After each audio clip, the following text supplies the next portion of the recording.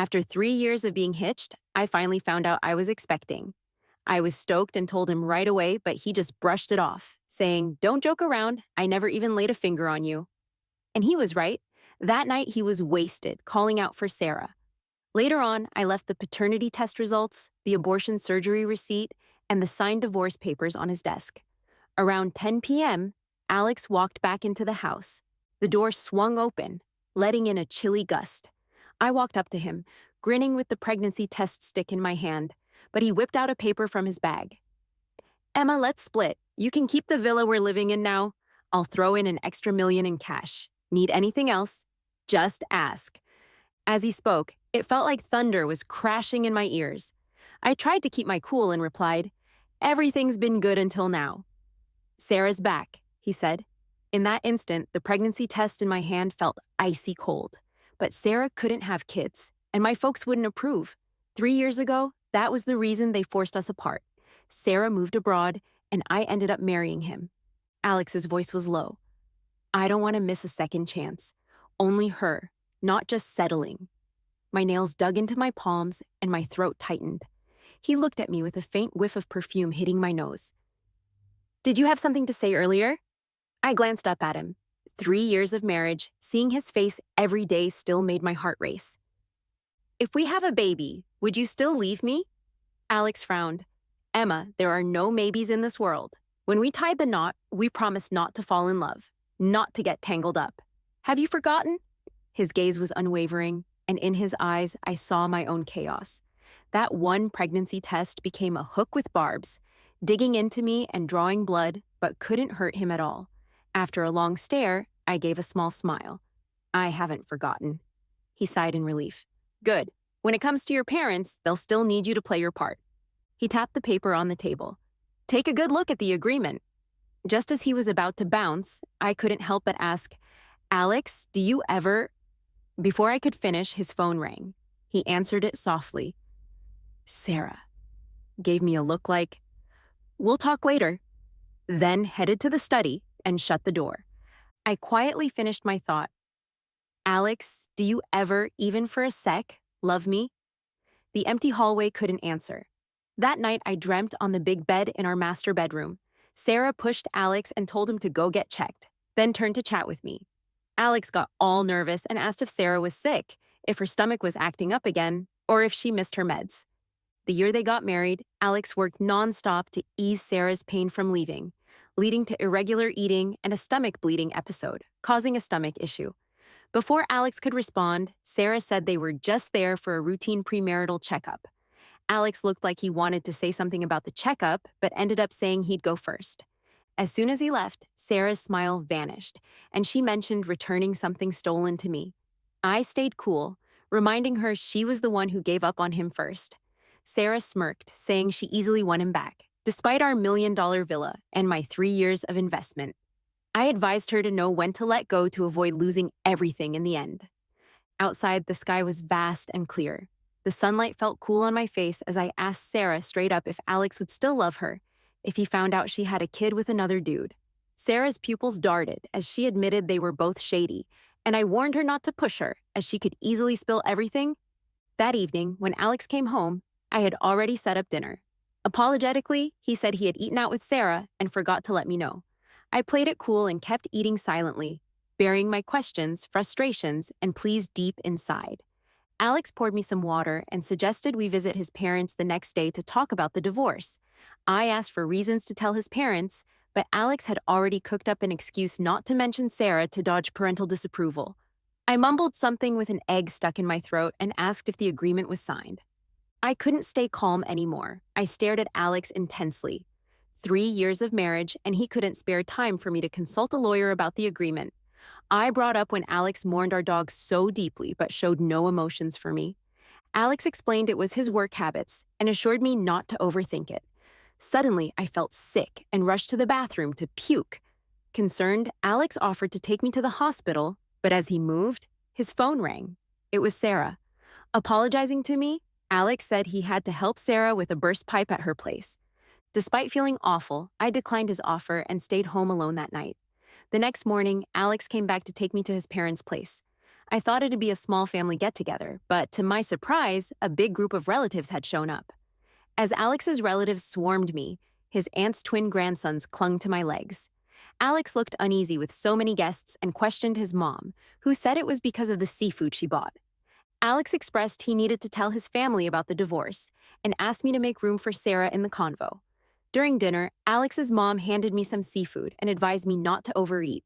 When she encouraged me to eat more to have a kid soon, Alex stood up and dropped a piece of fish from his plate. At that moment, his young nephew found a pregnancy ultrasound report and asked about it. After a brief excitement, it turned out to be my report. Alex stood up, grabbed the report, and revealed the kid wasn't his because he had a fertility issue. His family was shocked until he showed them his medical report, and the celebration turned somber.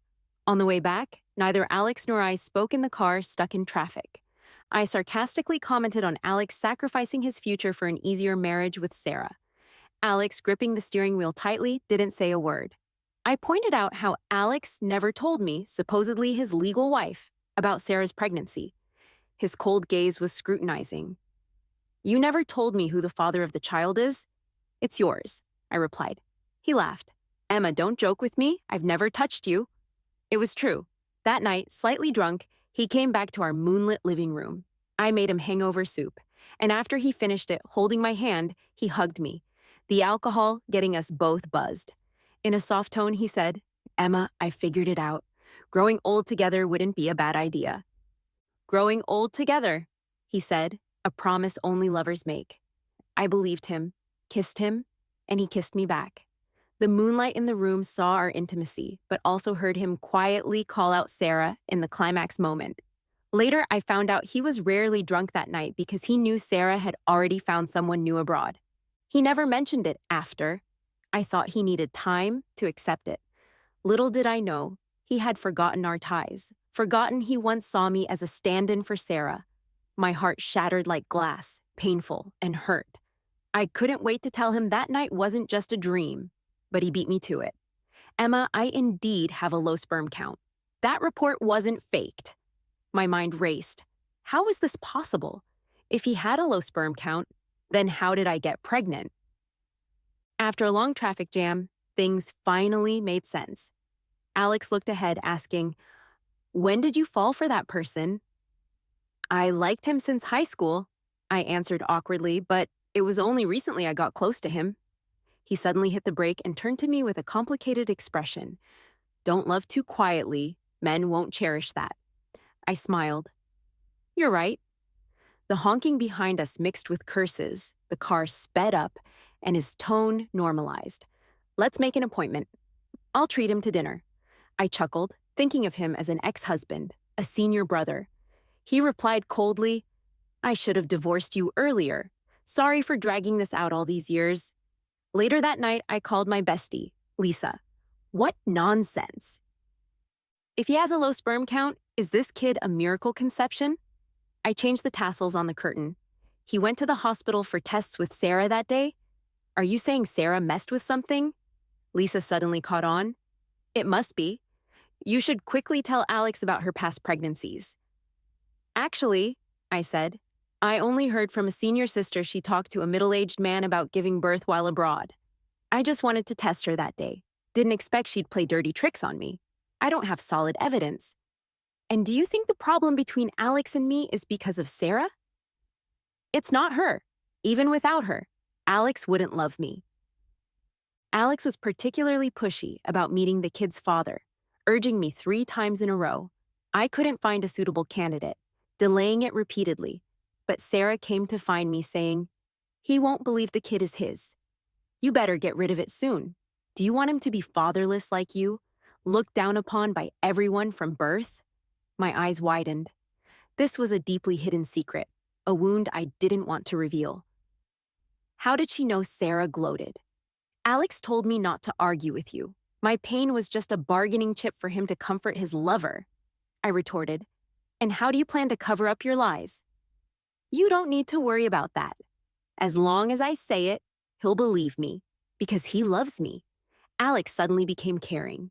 In the morning, he'd purposely take a detour to drop me off at work, and in the evening, he'd come to pick me up after work. My colleagues envied me for having such a good husband. In the early dark of late autumn, as the streetlight slowly lit up, he stood under a big camphor tree in a camel-colored coat, watching me from afar, like he was still the boy who saved me from the fire when we first met. This care was both sweet and deadly poison. I can drive the car myself, I checked. You need to be extra careful the first 3 months before your boyfriend gets back from his trip. I'll cover for him temporarily. I touched my still flat belly, feeling a mix of emotions. He took me to my favorite porridge spot.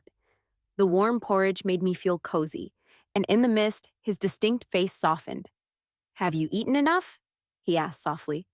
"Emma, Sarah can't conceive. Don't mention your pregnancy in front of her." The steam from the leftover porridge formed countless ice crystals that pierced my eyes. All his attentiveness over the past days was just a setup for this sentence. My stomach churned, and I vomited violently into a trash can. The warm porridge that had just warmed my body now felt like a death sentence. Alex stood up to pat my back, but I dodged him. After emptying my stomach, the urge to puke still wouldn't stop. I took a deep breath and looked at the man frowning across from me. "Alex, would you believe me if I said Sarah was already pregnant with another guy's kid when she split from you?" Alex furrowed his brow. "Do you believe she swapped out your low sperm count? Check the medical report." Alex's face turned cold. "Emma, Sarah isn't like that. I believe her." As expected, those you love will always believe you. I smirked at him. "Alex, you've got a gray hair. Let me pluck it for you." He seemed puzzled but nodded. I pulled out 2 hairs with follicles from the swirl on his head. "Look, I was wrong. There's only 1 gray hair." I contacted my senior sister in Germany. Additionally, I arranged to have Alex's hair tested for a paternity test. After leaving the testing center, I unexpectedly ran into Sarah. She led me to a nearby grove. Her eyes were full of caution and hostility. "Are you planning to tie him down with the kid?" "No, I just want to keep the truth straight." Suddenly, Sarah grabbed my hand with a strange grip, asserting dominance. Her eyes showed madness. "Emma, I only have him left. I'll hold on to him, and no one can take him away from me." Before I could react, she yanked me, and we tumbled down from a high platform together. The excruciating pain overwhelmed me, and a burning sensation shot down my legs. The intense pain made me curl up tightly. Sarah glanced back and continued rolling down 2 more steps, then screamed, "Alex, help me!" I saw Alex rushing over like a whirlwind. Holding her anxiously, "Sarah, Sarah!" Blood was gushing out, and I mustered all my strength to cry out, my voice as weak as a kitten. "Eh." Alex turned around and glanced my way. Sarah tugged at him. "Alex, it hurts." Alex immediately turned back to comfort her. "I'll take you to the hospital now. Just hold on." He carried Sarah away quickly, leaving me lying in a pool of blood in the middle. I watched him carefully lift Sarah into the car and speed away. He never looked back once. In a daze, I was lifted onto an ambulance. The doctor reassured me, "Don't worry, we'll do our best to save the kid." I was in despair, holding her hand tightly. "No, please take away this kid." I slept until the next day. Lisa, with red eyes, sat by my bed, and there were no missed calls from Alex on her phone. Lisa struggled to speak. "The kid?" I knew I hadn't cried, but she burst into tears. In my email, there was a revised divorce agreement from the lawyer, and the appraisal center called saying the results were ready for pickup. I also received some photos from my senior sister. The day I was discharged from the hospital, I went home to pack my stuff, leaving the signed divorce agreement, appraisal report, and photos on his desk. When I moved into this house, I only had a small suitcase with me. 3 years later, I was leaving with the same small suitcase. Initially, I came with a full suitcase of love. Now, I was leaving with a full suitcase of heartbreak. As I was about to open the door with my suitcase, I bumped into Alex. Our eyes met, and a glimmer of light appeared in his tired eyes.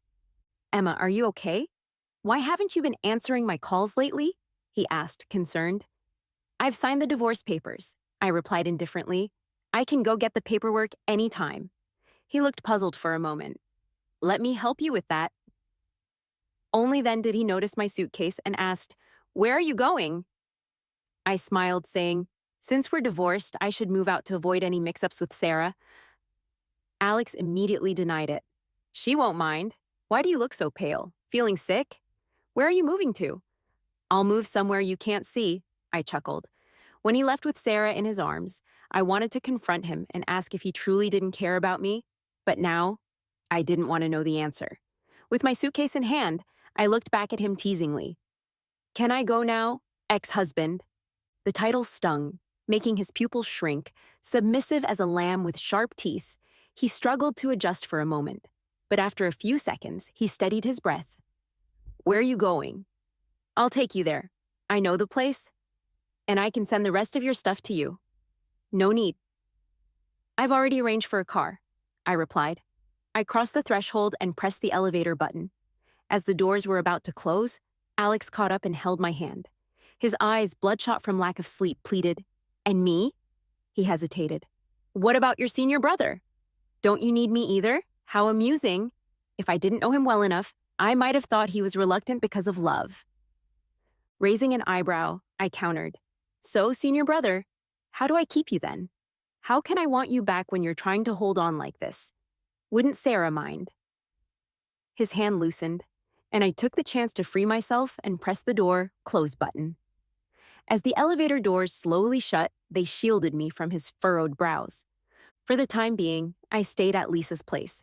While Lisa was checking her phone, she suddenly let out a loud scream. I asked, What's wrong? She nervously replied, Nothing. I glanced at her phone, seeing a photo of the engagement ring from Sarah with the caption, The sought-after ring, the sought-after person. Lisa tried to console me. Maybe it's all staged by her. Handing back the phone, I said, It's okay. I've come to terms with it. For years, Sarah was a looming sword hanging over my head as I grasped at stolen happiness. Unease lingered. Now this sword had finally fallen. The reality shattered the beautiful dream. Yet that night, I dreamt of many fragmented memories. About half a year after our wedding, it was my birthday. Alex was working late and said he wouldn't be home that night. I bought a small cake for $30 and celebrated alone. On the day I was born, my father had a car accident.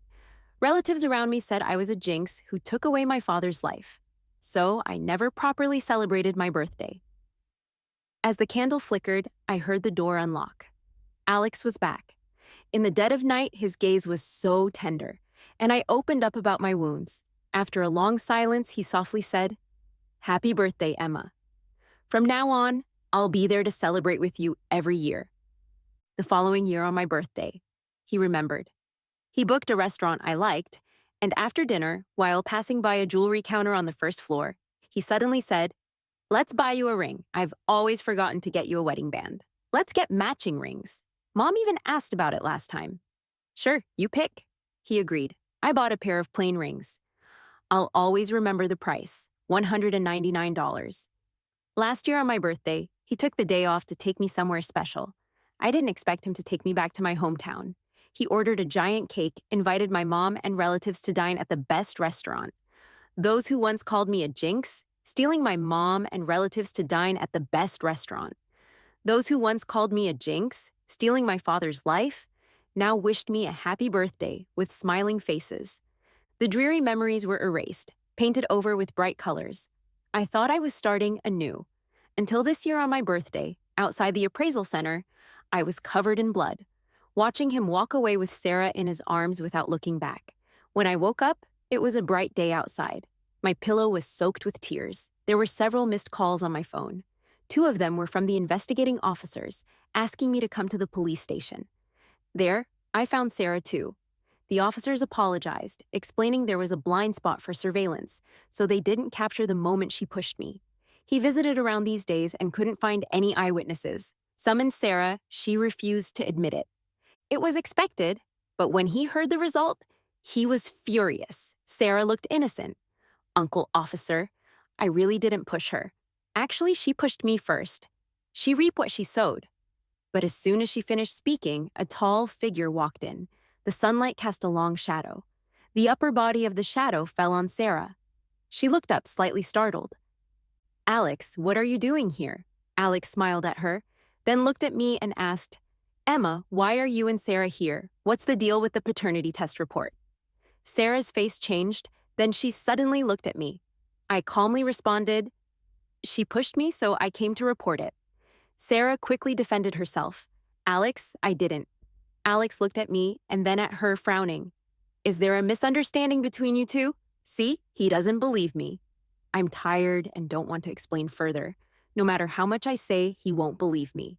I wrapped myself in a blanket, protected my head and hands, stood up, and walked outside. Alex caught up, persistently asking, What's the deal with the test report? Is the kid really mine? I looked up, the harsh sunlight at 10 o'clock piercing my eyes. It doesn't matter anymore. If you don't believe it, then just pretend it's not yours, so you can marry your true love without any burden. He muttered to himself, but Sarah followed her voice softly and tenderly. Emma, how did you get the sample for the paternity test report since Alex himself didn't go? Are you implying that it's fake? Alex tightly held my wrist. Let's go, let's do it again that night you got drunk. He held his head in his hands, trying hard to recall, then his expression changed little by little, his voice trembling. That night, it wasn't a dream. I looked at him and sneered wickedly. We don't have a chance to do it again. What do you mean? Because the kid was aborted.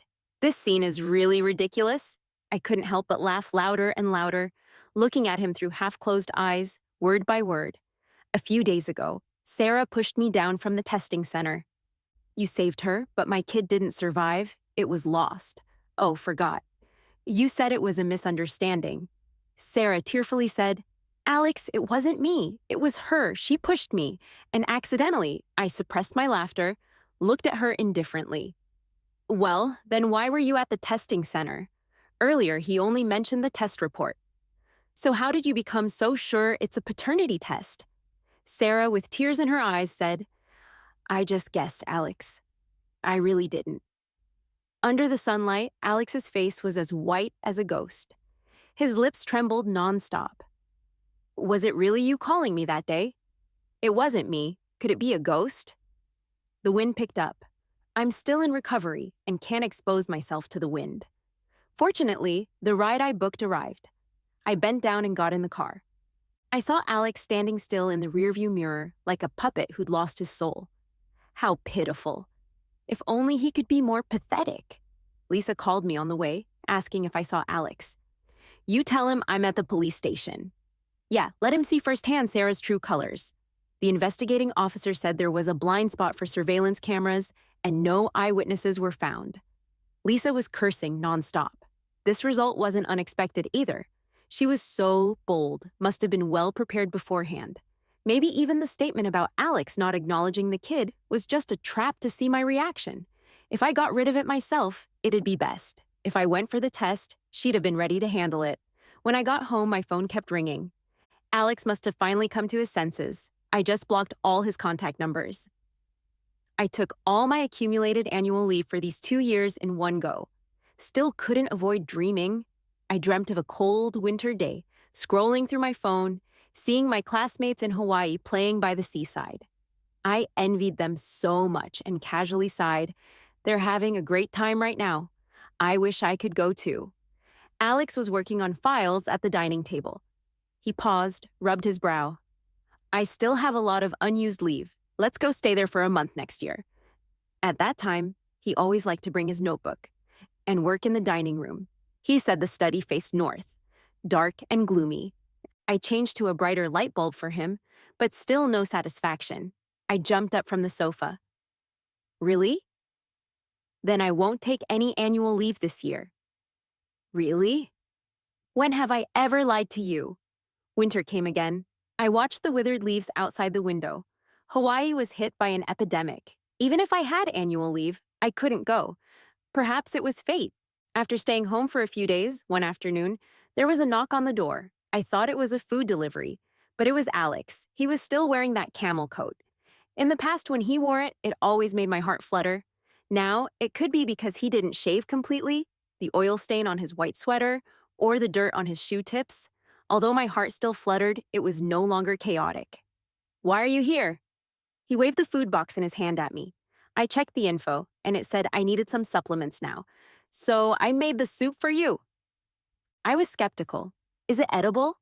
I remembered once when I had a high fever, he tried to make porridge for me in a clay pot and ended up burning through the bottom. The noodles he cooked clumped together. He opened it with a pleasing look, and I peeked inside. The soup wasn't perfectly clear, but it wasn't a disaster. This is made with an authentic old hen I caught early this morning from the countryside with ginseng and wolfberry inside, he explained nonstop, but I interrupted him. I appreciate the thought. Keep the chicken soup for yourself. Lisa had already prepared everything before going to work. Most of the time, best friends are more reliable than men. Slowly, he screwed the lid back onto the thermos. If you're here to get a divorce certificate from me, I'll go change my clothes now. No, he interrupted me in a low voice. I came to explain to you that day at the appraisal center. I didn't see you, afraid you wouldn't believe me. He took out his phone and played a video clip.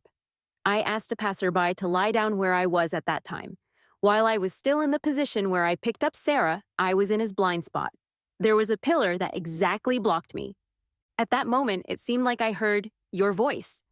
I turned around but didn't see him. Plus, Sarah kept urging me. No wonder.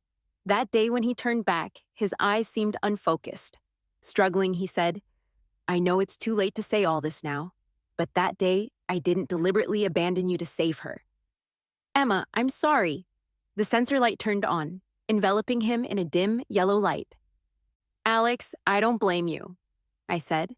He looked bewildered. You love her? Even if you saw me at the same time, you'd have saved her first, right? By the way, I have to thank you. In that moment, I completely gave up. I knew I'd never be your first choice. The dream was over, but it wasn't too late. The hallway windows were closed, but a cold wind seemed to come out of nowhere, making me shiver and wrap my neck. We should go inside and talk, Alex insisted. I raised my hand to stop him at the door. Everything that needs to be said has been said. I really don't blame you. Go back. Loving you was my choice. Not being loved by you was within my expectations. I overestimated my charm. Before leaving, Alex insisted on leaving the soup. I didn't drink the soup. When Lisa came back at night, she curiously opened the bag, and I saw a velvet box at the bottom of the thermos cup. Inside was a limited edition necklace and a handwritten birthday card. That day when we went out for dinner, I tried on the necklace at the counter. He said it looked nice and wanted to buy it for me, but I refused. It was too expensive. The receipt showed the necklace was bought before the incident. Lisa cautiously looked at me. It looks like he always remembers your birthday. It's not important. A belated birthday gift, like a cake with melted cream overnight, no longer tasted as anticipated. The incident with Sarah pushing you can't just end like this, I told Lisa. I posted many missing person notices near the appraisal center, hoping to find witnesses or someone who could provide strong evidence. That night, Sarah called me. Did Alex come to see you today?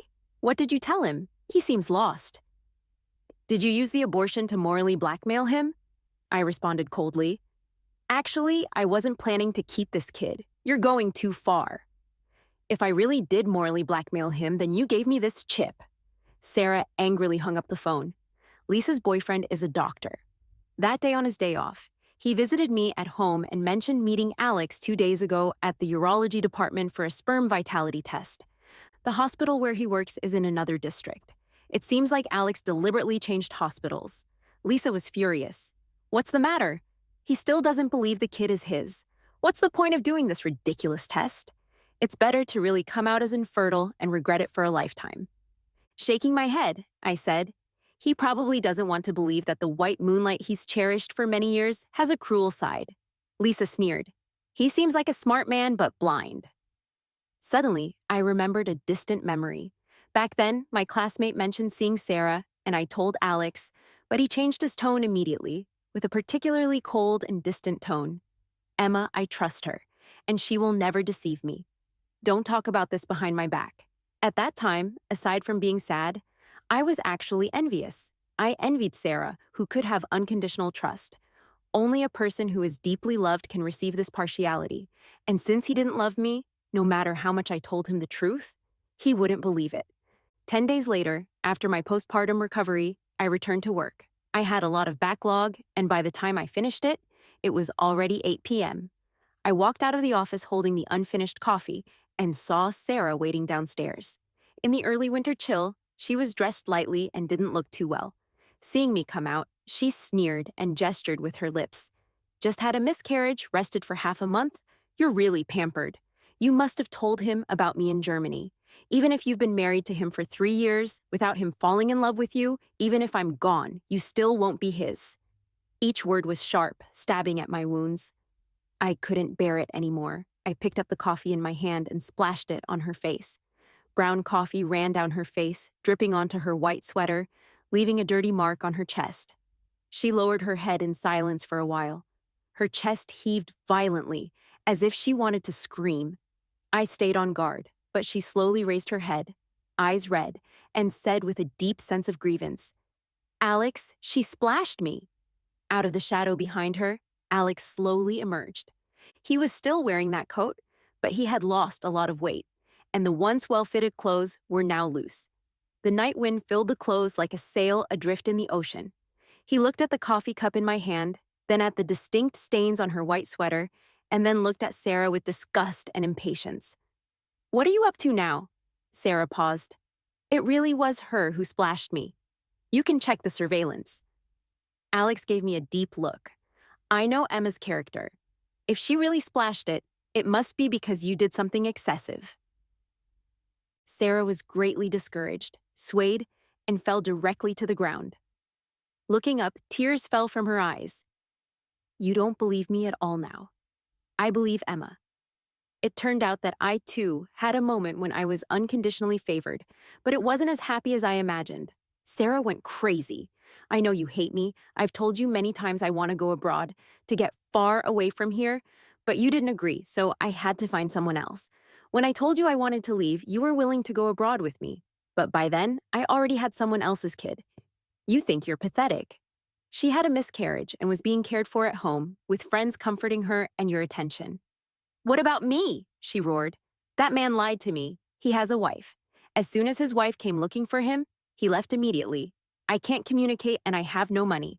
Medical care abroad is very expensive, very expensive." She held her stomach. "I can't have kids now. Alex, all of this is because of you. You have to take responsibility for me." Alex looked complicated. He slowly squatted down and looked Sarah in the eyes. Calmly, he said, "You should have told me what kind of person your stepfather and stepbrother were from the beginning." Sarah, tears rolling, suddenly smiled. "I don't want to say because I want to be the flawless moon in your heart forever. I almost succeeded." There was meaning in her eyes. "Alex, I have a secret that neither of you will ever find out." "What?" She crazily laughed, glanced at me, and then at Alex. "I won't tell you." Before leaving, Sarah whispered in my ear, saying softly, "Emma, do you think I was trying to obstruct you?" "No, it's because he didn't love you enough." Alex insisted on taking me back. The car stopped outside Lisa's house. He took out a notebook from his bag. "I found this while packing my stuff these past few days, under the bed." It had my name written on the old pink cover. It was my diary. The lock had rusted and fell off with a touch, so I opened it and read it. I flipped through the worn-out cover. Asterisk, asterisk, November 10, 2009. Asterisk, asterisk. He was like a ray of light cutting through the dark clouds over my head and saving me. Asterisk, asterisk, November 11, 2009. Asterisk, asterisk. He turned out to be the academic genius of his high school class, Alex. I stared at him during break, and he didn't notice me. Asterisk, asterisk. November 20, 2009. Asterisk, asterisk. Today we had lunch together in the cafeteria. He doesn't eat celery. I looked at him over 100 times, and he didn't notice me, right? Asterisk, asterisk. September 1, 2012. Asterisk, asterisk. He glanced at me today. I told him I also graduated from the same school and studied the same major as him. He smiled and called me junior sister. Very happy. Asterisk, asterisk, October 9, 2012. Asterisk, asterisk. It rained today. We walked together from the library to the canteen with an umbrella. He said, "Thank you, junior sister." He doesn't remember my name. Asterisk, asterisk. November 10, 2012. Asterisk, asterisk. I had lunch with him at the canteen today. He said, "What a coincidence, junior sister." I said, "What a coincidence, senior brother." He was stunned. He still doesn't remember my name, even though I emphasized it last time. Asterisk, asterisk. December 31, 2012. Asterisk, asterisk. On New Year's Eve, he played guitar on stage. I was in the crowd among numerous fans, shouting loudly, "Alex, I like you." He shone on stage and said to everyone, "Thank you for your love. I was also one of you." That was the last page of the diary. After that, I started writing my diary entries on my social media account. One-sided love is both bitter and frantic. Alex cleared his throat and softly said, "I'm sorry. Over all these years, I missed you." I closed the notebook and smiled lightly. "It has nothing to do with you. You were the first rays of light in my dark life. I chased you, got close to you, just to move away from the darkness. It was to gain strength and grow up. You don't have to take responsibility for this love. I've been chasing you for so many years, probably just out of instinct, because I always looked up to you. I couldn't see anyone else for so many years, probably just out of instinct, because I always looked up to you. I couldn't see any other light because I always followed your footsteps. I instinctively kept loving you." Alex tightly held my hand. "I figured it out recently. My heart had already been infiltrated by you a long time ago. I have unknowingly fallen for you too. Can we start again? This time, will you be my light?" He had a burning and cautious look in his eyes. I had waited for those words for 13 years. I let him hold my hand and gently said, "Alex, I once thought that my love for you would never stop in this lifetime. When we got married, I thought I could always have you as this warm light. But later, I slowly realized that you are ice that I can't melt. I live in fear every day, worried that this beautiful dream will shatter." Alex tightened his grip. "Emma, it's not going to happen. This is not a dream. We will truly love each other and spend our lives together." No, Sarah's return shattered this dream. I slowly pulled my hand out, took a deep breath. It's good, the dream has finally ended. This chase went on for too long, exhausting all my passion and expectations for this love. It's like a tree, still looking normal on the surface, but with roots that have rotted beyond repair, incapable of regaining vitality. Alex hit his forehead on the steering wheel, and after a long time, he hoarsely said, "I'm sorry. I didn't realize you loved me. I didn't realize I had already fallen for you." No, he should have understood my feelings long ago. He was exceptional since childhood, liked by many. He could easily reject those who liked him and avoid them deliberately. I don't believe he didn't notice my feelings. It was just that I didn't speak up, and he could pretend not to know with peace of mind. "Emma, give me another chance, please. Give me another chance." In his eyes filled with bloodshot veins, I saw my own calmness. I gently smiled. "Alex, let's exit this gracefully. We agreed at the beginning that if one of us wanted to leave, the other couldn't entangle them. Originally, it was his way of restricting me. I didn't expect that 3 years later, it would become my weapon against him." He lost all color from his face, his throat rolled repeatedly, but no sound came out. As I got out of the car, I remembered an old memory. Do you remember the small blackboard behind the literature building back then? The literature department moved to a new building, leaving the old one temporarily empty. There was a secluded study corner behind it. I accidentally discovered that Alex liked to write down the questions he couldn't solve on the blackboard. Heaven knows how much effort I put in back then when I was a freshman, self-studying everywhere, secretly asking around, rushing to solve those questions silently before lights out. Then I wrote down the questions I found on the side. It went on like this back and forth for 2 months. Then one day, when I went there, I saw on the blackboard, "Tomorrow at 10 o'clock. Let's meet." I was so excited that I couldn't sleep all night. The next day, I put on my prettiest dress, had my roommate do my makeup, and headed to the destined meeting. I rehearsed the confession in my mind 1,000 times. But after the class, what I saw was him holding Sarah's hand. Looking back now, that sourness and despair from the beginning still lingered. I held back the tears in my eyes and said, "You never told me the answer to that last question." Alex's expression changed drastically, as if struck by lightning. He rushed over and grabbed me tightly, trembling as he asked, "You were the one who communicated with me about the questions all along, weren't you? Then who?" His eyes seemed to be tainted with a blood-red hue. Sarah said, "It was her." "So that's why they got together." So that's the secret she would never tell us. It was you. It was actually you. Alex's tall figure in the dark night seemed like a withered branch that could break with a slight bend. Numerous emotions surged up, and with a soft sigh, I finally said calmly, "This must be fate. If only I had explained a few more things back then. If only he had asked Sarah a little more. The gears of fate should have rolled in a completely different direction. God gave us many chances, but we missed them all due to cowardice, overthinking, and unwillingness in our hearts. It was destined that we wouldn't end up together that night."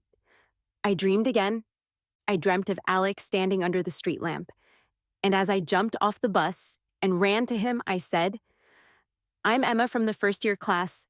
Thank you for helping me earlier. Remember? My name is Emma." He gave a faint smile and repeated, "Emma, I remember." One day at the end of November, I received a call from an unfamiliar number during a meeting.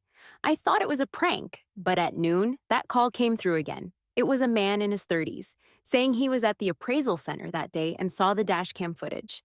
He explained that Sarah deliberately disguised the situation when she pushed me, making it seem like I pushed her. After extensive police investigation, it was determined she intentionally provoked and pushed me down, resulting in my miscarriage. This constituted intentional harm. She was eventually sentenced to 2.5 years. I went to court on the day of the trial. When the bailiff took her away, I said to her, "Regarding the little blackboard, Alex already knows about it. Sarah, you have no right to accuse me of taking advantage of the situation. You stole my chance first." She was completely defeated. Alex disappeared for a long time. Turns out, he went to Hawaii alone despite the epidemic. When he came back, his complexion darkened, and he silently accompanied me to get a divorce certificate. At first, the agreement clearly favored me in terms of property, but the agreement I later signed was voluntary departure, without any property. We argued for a long time, and he insisted that if we didn't divide the marital property, he wouldn't sign. In the end, I received a compensation of $1,500,000. With that money, I bought a new house in the west of the city. Alex's house was in the east, one west. And less deliberately, in such a big city, it would be hard to run into each other again. It was just a coincidence. The person who provided me with evidence happened to live in the same community as me. We worked in the same office park. Sometimes we would go to and from work together. He had it worse than me. He married his ex-wife out of obligation, raised her kid for 3 years, only to realize he was a stopgap. The kid turned out to be his ex-wife's first love. Perhaps it was sympathy for the pitiful that brought us together. We ended up together after leading uneventful lives. 2 years later, I gave birth to a pair of twins. On the 100th day, I invited friends for a meal, and my mentor also came. She held the two children, and tears welled up in her eyes. If only Alex never got married. His career flourished, and occasionally, I would see his interviews. One day, my phone received a notification. The host asked him what type of girl he likes. After a few seconds of silence, he looked deeply into the camera and said, "Someone who can solve problems." The kid was crying, so I turned off the tablet, picked them up, and gently comforted them. The study door opened, and my husband hurriedly came out. "Why are they crying again? Are they hungry or need a diaper change?" Unrequited love is too bitter. I think this kind of life is the sanctuary I yearn for the most.